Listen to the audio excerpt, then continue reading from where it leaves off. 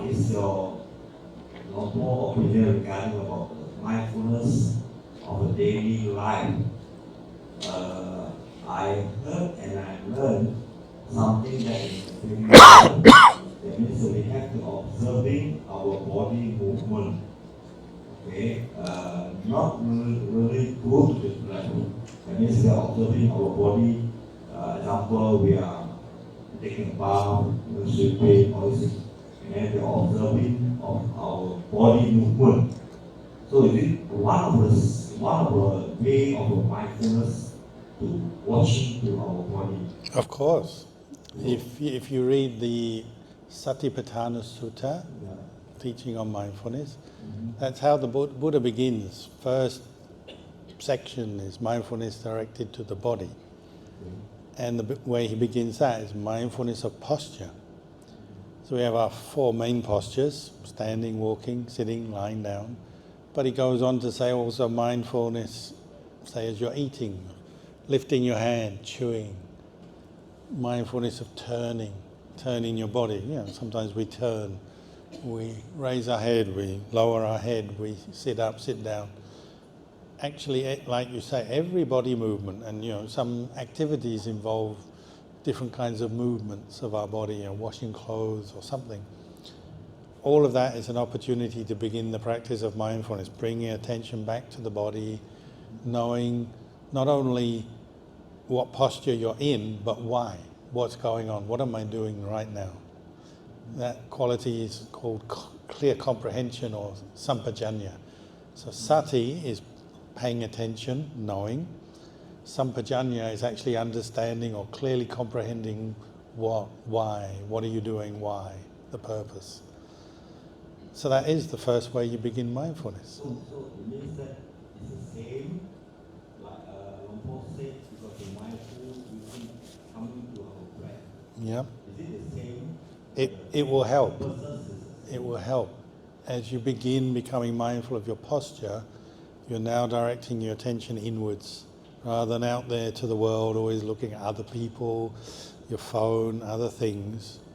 You're now directing attention to know, I am sitting, I am walking, I am holding a microphone. You're now directing your attention to your body. So the next step is, if you choose to, and I'm not saying you always have to do this, but if you choose to, you can now come to the breath. And you'll find if you do practice breath meditation, they go hand in hand. As you're more and more aware of your breathing, you become more and more aware of your posture. And that's why I was saying, say you're lying down ill or falling asleep at night, you can watch the breath. As you're aware that you're lying down, but then you're also aware of the breath. So they go hand in hand. They're not mutually exclusive or against each other. They can support each other.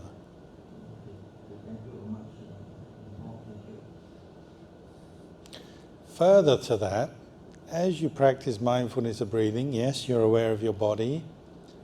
You also become much more aware of your mind, your emotions, your mental states, your thoughts. So as you become aware of the breath, you'll notice a link between your breathing and your mental state. So many people have found if they are stressed, you'll notice when you're stressed, maybe you breathe more quickly, more shallow breaths, more rapid breaths. Physically you feel tight, tension. Maybe you have adrenaline or other hormone changes when you're stressed. If they know how to concentrate on the breath and they practice that a bit, they can turn back to the breath to calm that mental state down. So to deal with fear, anxiety is a very good thing, a very useful skill to have. It will help you understand your mental states better and calm down. Even if you're, I don't know for you, but I'm not teaching the monks, many young monks have problems with lust, because we're single and celibate. You can even deal with lust using the breath. Because what happens when you have lust, all your energy goes down to the bottom part of your body.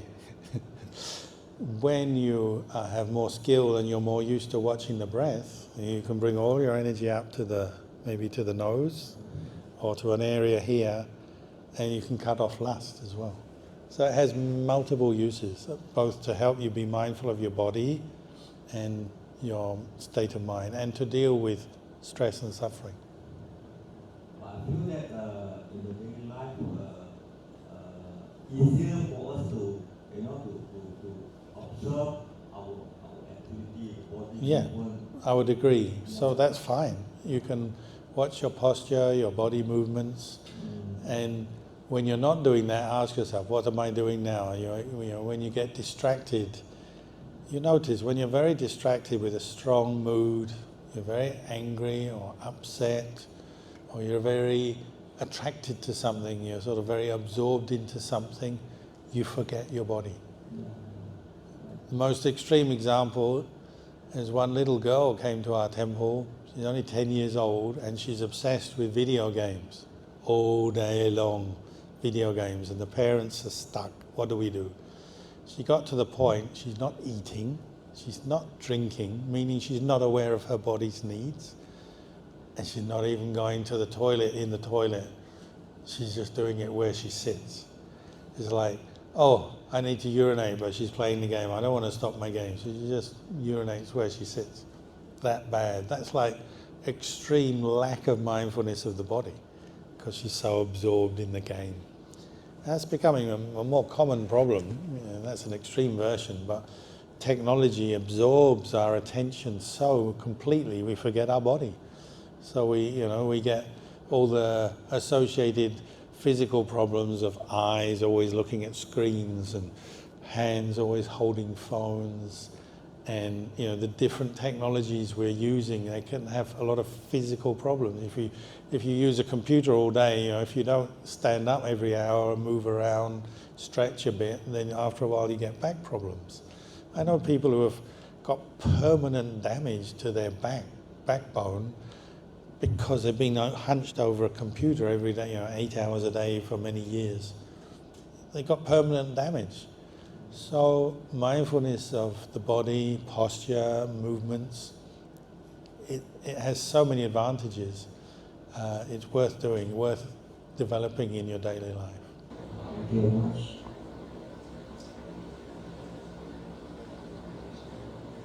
Any question? Hello. When I practice my breathing meditations, I have two problems that always disturbing my productivity. The first one is when the breath coming to a very subtle, then I start to lose the attention. Yeah. Okay, then I start to have this sway thoughts coming in, but when as soon as I aware that, I can put it back. This is the first problem. The second problem on the breath is the same thing.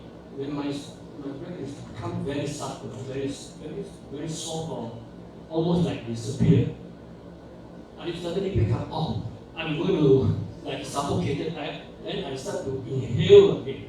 But when I do that, it disturbs my tranquility. So these two things always disturb me when I come to a very subtle. You're not the only one. Many, many people have this same problem.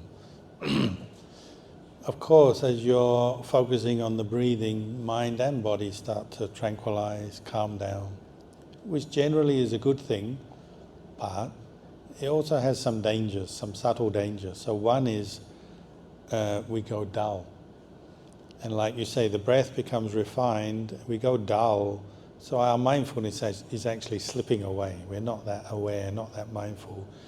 So two things can happen there. Either you start drifting off from the dullness, you drift off into sleep, or like you say, you start to get stuck into distracted thoughts and you lost control. So I don't think it's a problem if in the other comment you made, you're getting dull and then you wake up a bit and you take a deep breath. I think that's good. Start again. Breath meditation involves a lot of starting again. You have to have beginner's mind. Be willing to start again, even if you've been doing it like me for like 50 years. Doesn't matter. You keep coming back to it. And you start again. Every time is a new moment. Every moment is literally a new, unique moment of your life. Because no moment is the same. That's a beautiful thing, a wonderful thing.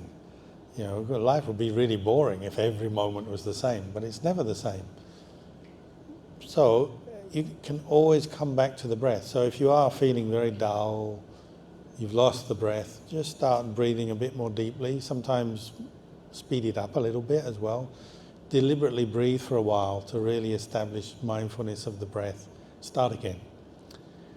When you find your mindfulness is maintained, you don't lose it, then you can stay with the subtle breath to the point where it even disappears.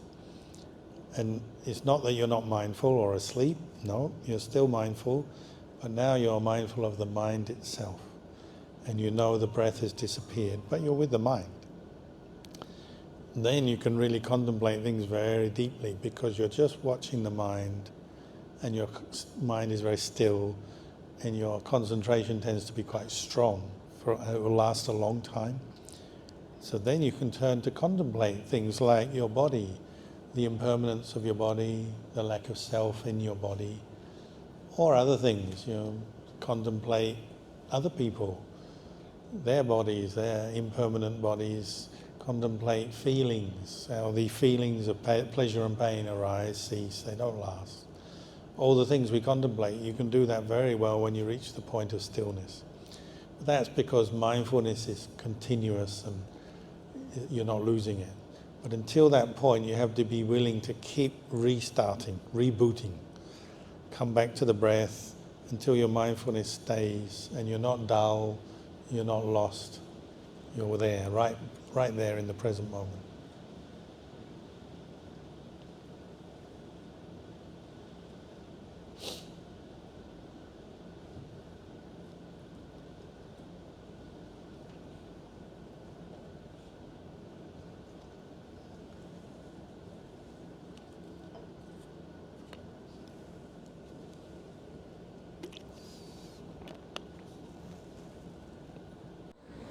I just got confused by the example that you just mentioned about the pillow with the computer.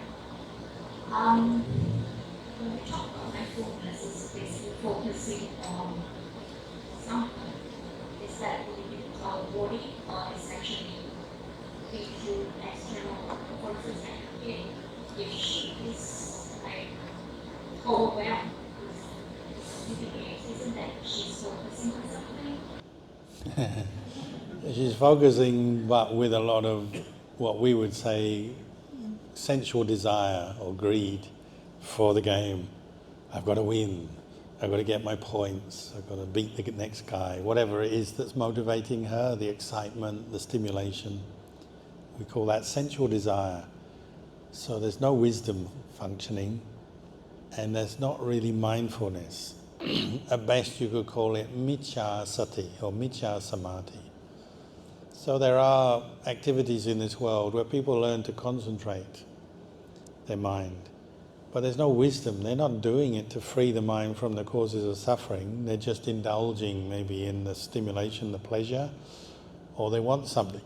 So, Ajahn Chah always used to say, it's a sign of the times maybe, but he'd say the robber, the safe cracker, like in those old movies, he goes to the safe. He's very mindful. A lot of samadhi. He's got to listen, are the police coming? Is there a click? But you wouldn't say that's a good thing. He's only interested in stealing money, to open the safe to steal money. But he has mindfulness. Or mindfulness of a cat. Have you ever seen a cat stalking a bird? Oh, they're totally poised. Or a tiger stalking a deer. They're totally poised. And they don't even care about you. Like, I've actually been very close to a tiger stalking a deer. And I'm going, deer, go away. The guy's right here. And the tiger knows I'm there. The deer knows I'm there. But they're just absorbed in their own little thing. The deer is petrified of the tiger. The tiger is focused on the deer. Totally cut off from everything else. But the thing is, the tiger wants to eat the deer. It's not a very good thought, is it? He's not coming from wisdom, but he has concentration. So in life, we do use concentration and mindfulness for many things, but they're not always wholesome or wise. Sometimes they're actually to our harm. So, if you become a very mindful safecracker, you'll end up in prison. And it's like that. And, you know, sometimes people are very good at things, partly because they're very mindful, but it's not mindful in the Noble Eightfold Path for the end of suffering. It's mindful as just a quality of mind, but following either greed or anger or both, or following delusion. Now they teach soldiers in America to shoot mindfully. It's like, what? It's not mindfulness. I mean, they use the word, but you know, concentrating to kill someone is not very nice. I understand they're soldiers, but you know, it's not mindfulness. It's just that's just somebody using their mind to concentrate. Mindfulness in the Buddhist path is directed to uprooting and abandoning unwholesome mental states and cultivating wholesome mental states, developing the path.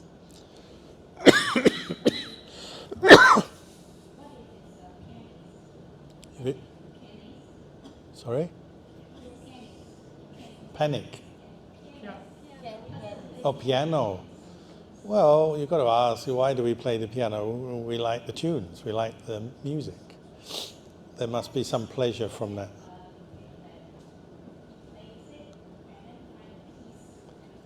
Yeah, I'm not saying it's an evil occupation, but music is definitely sensual, isn't it? It's stimulating your ears, your sensuals, puts you in a mood.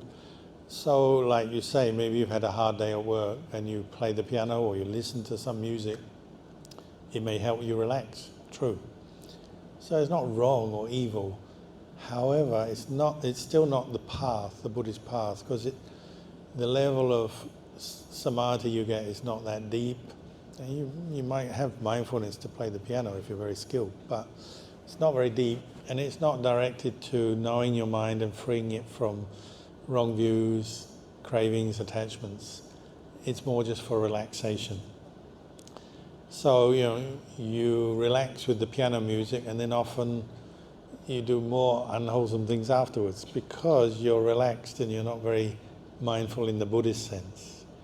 It doesn't really lead on to wisdom and improving your mind in that sense. I'm not saying it's wrong, but you know, if you keep 8 precepts in Buddhism, you would not play music. You set aside things that take away your mindfulness. So music does actually tend to, in the end, it takes away your mindfulness, although it relaxes you. And many things are like that. You know, you eat too much, it takes away your mindfulness. You end up indulging in food and taste and whatever. You take alcohol or drugs, it takes away your mindfulness. Just talking too much to the point where it's just what my teacher used to call verbal diarrhea. Takes away your mindfulness. And I'm not putting anyone down. Monks have this problem as well. I used to live with a monk who was a coffee addict, and he could talk all night. And you probably know in our monasteries we often have all-night meditation sessions. And, you know, you have the coffee, and most monks have the coffee and then go away and meditate. But this monk would keep talking. And you're sitting there meditating, and he just keeps talking and talking and talking until everyone has to say, enough, please stop. So even talking can be a kind of sensual indulgence. It takes away your mindfulness. It doesn't lead to wisdom, you know, after a point. Of course, speech is fine, right speech, good speech is fine, but after a point it becomes counterproductive, harmful. So many things in life are like that. So music is considered, you know, a cause for sensual desire to arise, lack of mindfulness.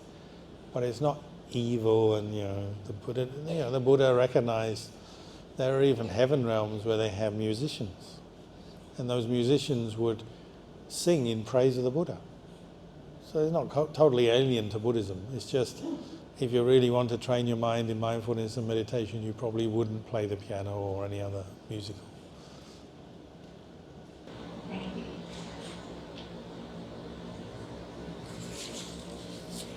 We have last question.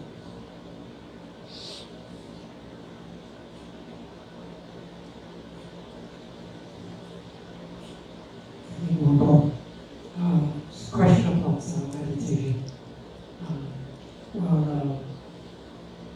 Sometimes can be a bit stale. Would you say that supplementing, say, the types of meditation like metta, help metta or altruistic joy kind of meditation, would that help to liven up things before one goes back to Liven up things. yeah, because somebody gets it stale. Yeah, I know what you mean. I think most meditators, especially newcomers, and most of us are newcomers if we're honest, they need a few different meditation techniques and themes to develop. Say the breath, like you say, the breath you can become stale and you sort of need other inputs. So like if you're really angry, you can't stay with the breath very long because you're angry. So you may need to learn how to develop metta meditation. And I would recommend doing that as a regular thing. Part of your time meditating is developing the theme of metta. The other Brahma Viharas, like you say, altruistic joy, compassion, come out of the metta. But if you do that every day, and I don't mean just when you're angry, I mean any day, you might feel totally normal. Cultivate metta at least once a day. And then maybe go on to the breath. Is one option. You do metta first, then the breath. And similarly, other meditations, like contemplate the meditation on death. It's a very useful one. And what did the Buddha say? He contemplates death every moment. Because life is made up of a succession of moments arising and ceasing. So we're really dying every moment. And that will help you get wisdom. You'll see the impermanent nature of your thoughts, your feelings, the world. Sure, you have to try different techniques for a while, maybe to find what suits you, and not everyone is exactly the same. You find what suits your character, your personality. But some of these meditations are what we call protective meditations. They protect you if you practice them regularly. So the breath, loving kindness, reflection on death, reflection on the body, are kind of meditations I recommend everyone should try and develop at least regularly, even if it best of all would be every day, but perhaps it's too much to do all four every day, but at least from time to time.